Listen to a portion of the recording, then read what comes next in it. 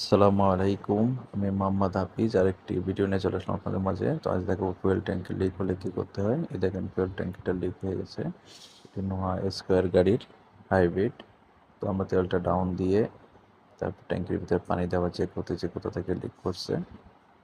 আর পানি দেওয়ার একটা কারণ হচ্ছে আপনার ফুয়েল থাকলে আগুন লেগে যাওয়ার সম্ভাবনা আছে, যার জন্য আমরা পানি দিয়ে ট্যাঙ্কিটা ভালো করে ধুয়ে ফুয়েলটাকে একদমই করে দিচ্ছি যাতে আগুন লাগার সম্ভাবনা না থাকে।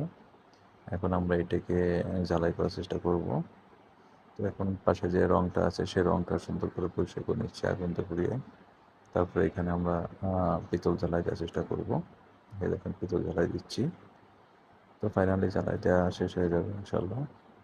তো আমার ভিডিও যদি ভালো লাগে থাকে তাহলে অবশ্যই লাইক শেয়ার কমেন্টস করবেন, বেশি বেশি করে শেয়ার করে দেবেন যাতে নতুন ভিডিও তৈরি করার উৎসাহ হয়। আর এই ধরনের ভিডিও সার্ভিস যদি পেতে চান তাহলে চলে আসবেন নাভানা টয়টা 2 সেন্টার, তেজগাঁ 342, ঢাকা।